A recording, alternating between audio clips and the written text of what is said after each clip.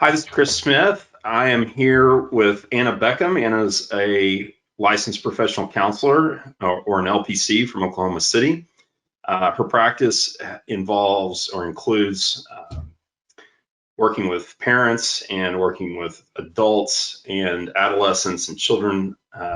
And one of the reasons I asked Anna to join me today to talk about some of the issues we're going to talk about is because it's become all too apparent as we are now in the second month of COVID quarantine and shelter in place, that some of the issues and some of the things that we as adults are dealing with, the children around us are dealing with them as well. And sometimes they're unsure of how to express the anxiety and the stress they may be feeling. They may also be feeling things that we don't even recognize as adults. And so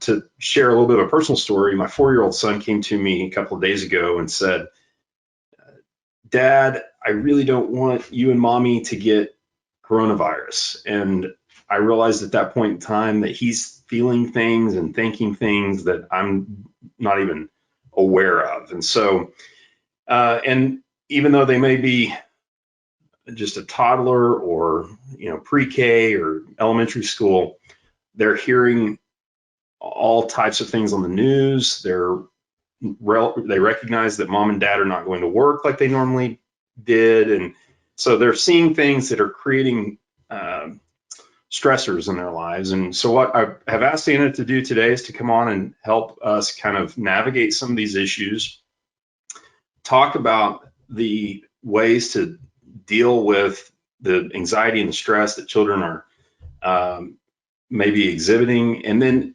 also just kind of help talk us through some of the things that we're not thinking about as parents that we can do and help with our children. I'll say that coronavirus kind of got me motivated to have Anna on, but I can tell you that a lot of what she's going to talk about today is going to be relevant for any parent at any time who has a child who's going through a high stress situation. And so I think it's going to be very relevant, and I'm looking forward to the conversation. And so with that, I'm going to ask Anna a couple just questions to get started. First of all, thank you, Anna, for being here and being on with us today. Well, thank you for having me, Chris. I appreciate it. So let's just jump right into it and talk about how can we help children cope with anxiety and stress as parents and adults? I think that that's a great question, and a question that a lot of parents are asking right now. How do I help my kid? I think the first thing is to validate their feelings, and that can look like a lot of different ways. You can validate their feelings through saying things like, "I understand that you're scared. Mommy's scared too. And how can we work together to help you get through this? Because this is what mommy's doing to help cope with COVID, and these are the things that have helped me. So what might help you?" And so using a tool of modeling, that's what we call whenever a parent kind of shows a child kind of how to respond in a healthy way. So how can a parent model healthy coping strategies? Another thing is to help children identify their feelings. There's a lot of tools for this. If a child doesn't know exactly what they're experiencing, I know for me personally, there have been multiple times in my life where I'm not able to understand my own personal experience. And then once I found words for it, it gave me this meaning and this insight and almost this relief. And so I think a lot of kids, especially during a time like this, if they're not aware of their experience, they need help labeling it. And so there's a lot of great books out there that can help children identify what they're going through. I know in the past I've used a game like Candyland, and I've assigned a different color for an emotion, and let's say purple is happy. both the caregiver and the child will then, every time they draw the color purple, will discuss a time when they felt happy, or something that they're looking forward to, something that makes them feel happy. And so really trying to give children language to identify their experience, because that is the foundation to being able to process through something. And for children who aren't quite there yet, play therapy, children communicate through play. So maybe they have their little Star Wars action figures, and you can ask as the parent, so who is this right here? Well, this is the coronavirus. Okay, and who is this? Well, this is me. And you can start to ask questions about what each thing means, because that's how they process. I once heard a story of a child who played funeral after a caregiver had passed away. And the other parent was like, whoa, this seems wrong. This seems not okay. But the truth is, it actually was absolutely okay. It's how they process through their own experience and make sense and make meaning of their world. So using action figures, drawing is also another very helpful tool if a child is more pre-verbal, and kind of exploring, well, what is that? What are they trying to tell you? Like, what are the colors that they're choosing? Are they coloring really hard, or are they coloring very delicately and soft? So all of these things are things to look at and look for when you're trying to teach. It's called feeling identification to children, which is again the foundation to helping a child really cope with this process.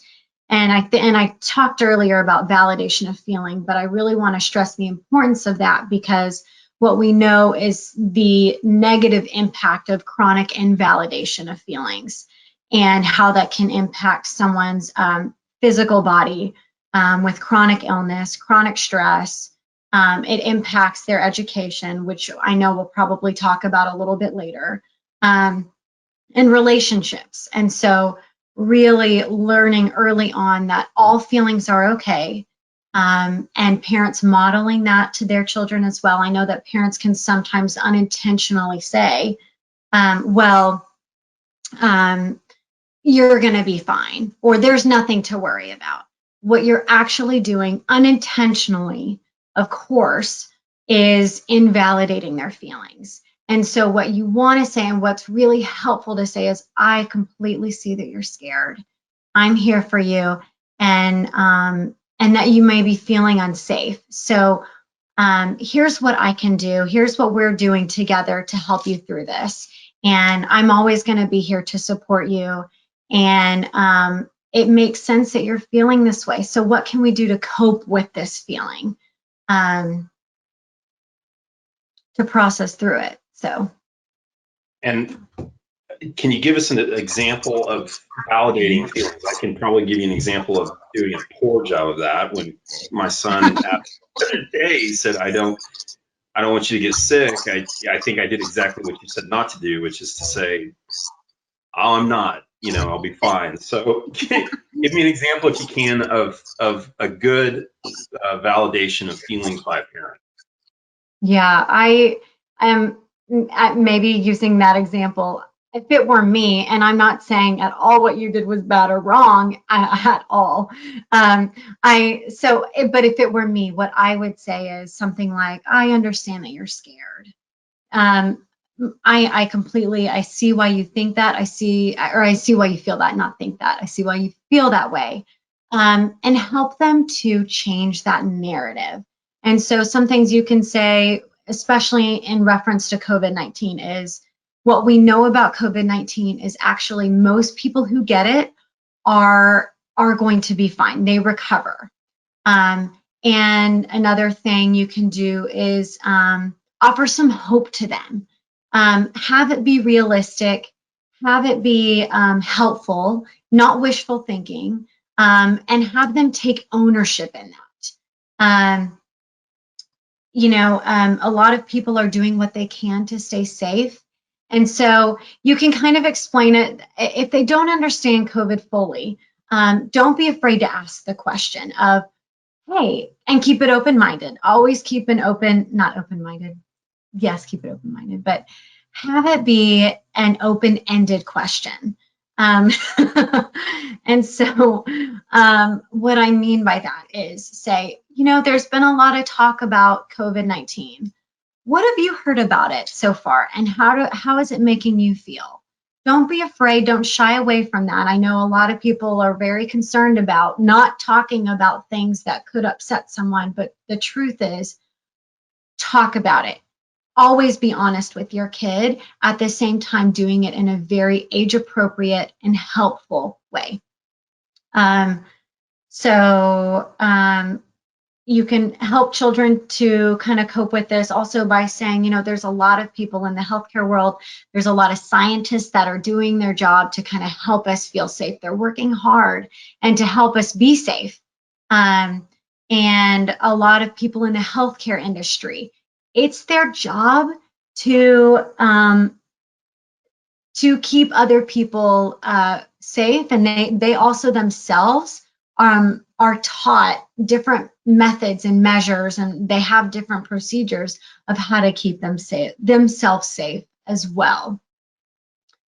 So what I hear you saying is that I did a poor job, but his mother did a really good job, because she later came back and said, we're sheltering in place, or she didn't use those terms, but she said, we're staying home. We're not going to, we're doing everything we can. And I understand you're scared. And she did a much better job than her dad, who you did not do a poor job with that at all. I would not say that. You did your best. And honestly, a lot of times I think parenting, yes, there's a lot of research that we can go by today, but a lot of that is also intuitive. And so you were using your intuition on what felt best at the time.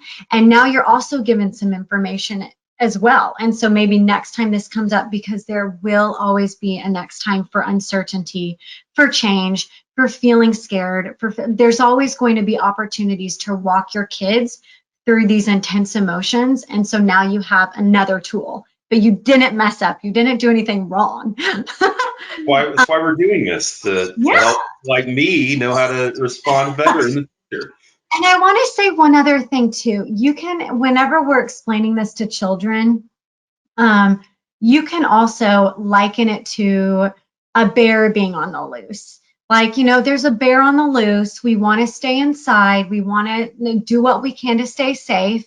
And what we're doing now is just trying to understand the bear. We're trying to figure it out so that way we can go out when the bear is out and not worry about it. And, and if there were a puppy dog outside, that would be a completely different story. We love puppy dogs. Or you can also create any analogy that your child is going to understand. I haven't seen any kids movies in a while, and so I actually texted my friends before this, and I said, what are some good kids movies that have that uncertain or scary character? And one of my friends said Darth Vader, and then I thought of The Lion King. Who was it? Scar in The Lion King, and using Mufasa. So create an analogy that the kids are going to understand, that makes sense to them, and that they can assign meaning to. So I know you said validate their feelings, and I know that you talked about making sure that you're helping them understand and articulate kind of what they're feeling. But what are some other things that parents can do to address the feelings once they are expressed by children, and when they are articulated or identified? How can parents address those issues? That's a really great question. I think that's kind of a difficult question at the same time, because every child is so unique in how they respond to their own stress. So we have this system in our body, and it's a natural, intuitive intelligence that our bodies use to cope. And that can be fighting, flighting, freezing, or dissociation. I know that fight or flight was really common for a while, and recently they've added on freeze and dissociation. So what that can look like is a child will fight. They may have some disruptive behavior. That's often a sign of anxiety or stress. It's a signal. If a parent notices that signal, talk to them about it.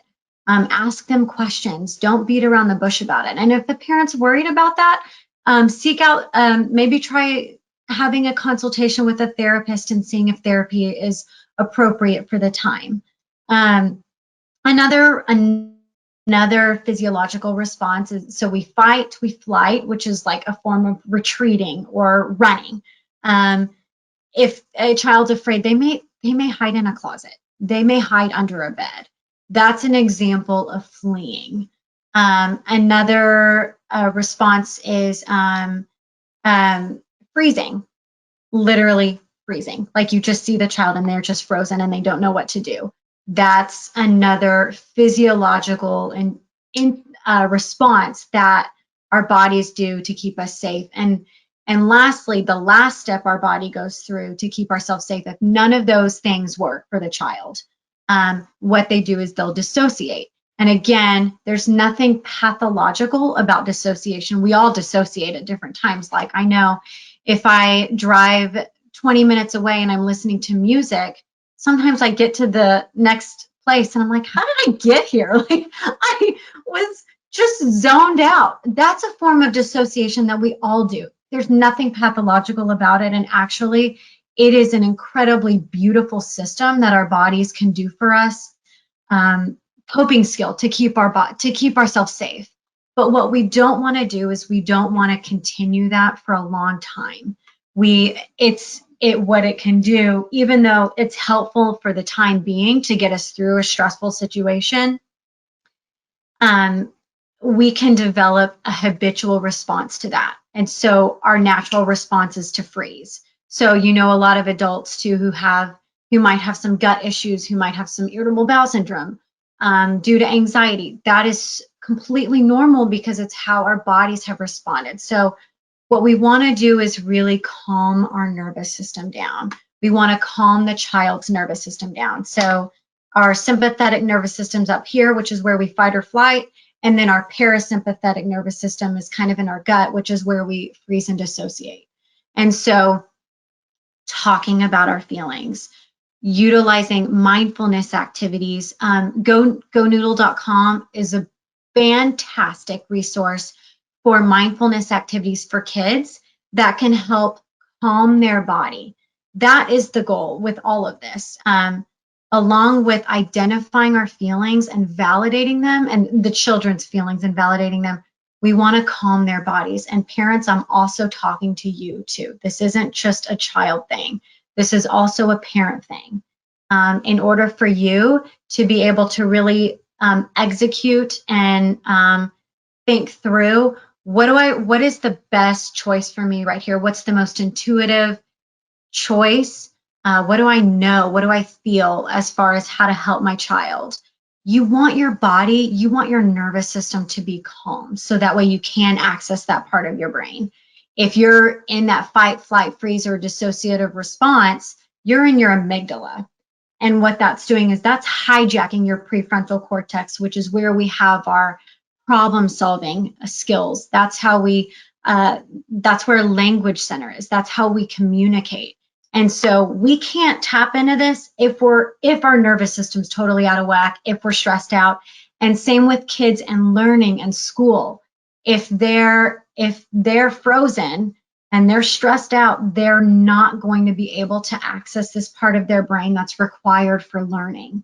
And so doing things that are going to calm the body down, yoga, mindfulness, have them go running outside to release that stress energy and come back when they're ready. So those are some helpful tools. A lot of the people who maybe seeing this maybe in a dual household. They're either separated, they're going through a divorce, they are divorced. Talk, if you will, about how separated parents can address some of the unique issues that come with a dual home family, especially at a time like this right now. I think that's another really thoughtful question, Chris. And I would just say, if you can provide as much consistency and ritual as much as you can in your own home. You may be in a situation where co-parenting or co-guardianship is not an issue and both people are on the same page. I would wonder if that's probably not the norm, though. I would assume that the norm is that parents are probably in disagreement on how to parent and what they want to do on their side of the fence. And so what I would encourage is, the first rule: never talk bad about the other parent, ever. Ever, in any situation, even if the kid comes home and says, Dad or Mom did this, or Grandma, Grandpa, or foster parent, like whoever the guardian is. And I want to honor that as well. Whoever their guardian is, if they say that I didn't like this, they didn't treat me, they did this, you never want to bash the other side, ever. It can create what I call a little T, a little trauma. It can move that into a big T or a big trauma. It can change that. So listen to them, offer support, and nurture them, and validate their feelings. I completely see why that made you feel that way. I'm so sorry that happened to you. Validate their feelings, but again, never smack talk any other caregiver. And I feel very strongly about that, because I have seen how that's impacted children, and the stress that alone can create on top of this situation of divorce, separation, whatever the situation may be, changing from guardianship even. So another thing is, provide consistency in the home when you can. Have rituals. Get up at the same time every morning. And this is, again, like, I'm talking to the parents for their children, but I'm also talking to the parents for themselves. This is also just across the board very helpful. But create ritual for yourself and for your child in the house. Have breakfast if you can. Get started in that way. Have a designated space for school. Have a designated space for talking through feelings and emotions, and doing that work as well. And just do what you can to provide consistency, because what we know is that consistency equals safety for children. It makes them feel safe, and I wonder if that is a big part of the narrative that is happening again for children and adults with COVID-19 is, am I safe? Are my loved ones safe? And so really doing what we can to reframe that narrative in a helpful, positive way, and providing consistency and safety in that way. Yeah, one of the big issues I know in our house is the fact that we're unable to see friends. We're unable to, even our 4-year-old is unable to see his friends, and that's starting to get to him. So, but you talked a little bit about Go Noodle. I know in our house we use the Calm app that has a lot of good features for kids that helps in terms of kind of meditation exercises for even little children. My wife's got him on YouTube, and so those activities are familiar to us. But what other activities or resources do you have for parents who are at home right now with kids that are going through some of these issues? That's a really good question. I think one activity that could also be helpful is an activity to do when your child is washing their hands, and teaching them the 20 seconds, right? That's what researchers have said is a healthy amount to wash your hands. So maybe creating a song during that time, or singing happy birthday a couple times, or creating a mantra or some positive affirmations that you sing with your child, like, I am washing my hands, I am brave, I am strong, I am safe. Like, doing what you can to help children with the inner monologue that they have in their minds, because they will talk to themselves the exact same way throughout their life, the same way that parents talk to them now. So really having those affirmations, so that way when another future situation arises, which it will, another uncertainty will occur, another change will occur, another anxiety provoking moment, another stressor, all of these things are things that we go through throughout our lifetime, that we're used to going through. It is more intense and more extreme. I absolutely want to honor that. FaceTiming, but having the child FaceTime their friends is another helpful activity. There's research on even just seeing someone's face, whether if it be through a computer screen or not, can be so helpful for boosting our mood and having that sense of connection, which we're human, we're hardwired for connection. So giving them opportunities to talk to their friends, texting their friends, playing virtual games with their friends may be helpful. Traumatic Stress Network, if you go to their website, they have all these scenarios on what to do with this, what to do with this, what to do if my kid is scared about a family member dying. What do I do when my child is worried about my wife, who is a nurse and is working, and I can't see her anymore? They have all the scenarios you can pretty much think of, or at least that I've thought of, listed as resources. So that's an excellent resource for parents. Google and YouTube are your friends.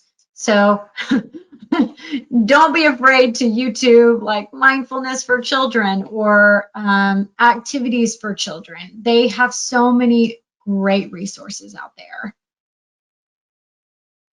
So, what parting thoughts would you leave with parents who are home right now? They've got their kids cooped up, and the kids are starting to go crazy. The parents are starting to go crazy, and kids are also scared and dealing with the anxiety and stress of it. What Yeah. what kind of summary would you convey to parents in that position? I think that one of the biggest things is, if you're worried about your child, don't be afraid to reach out to a therapist in your area for a consultation. I know that there's some parents are really scared about that because they don't understand therapy. It's kind of this mystical thing. And so really don't be afraid of that. It's just helping people and helping your child learn to cope.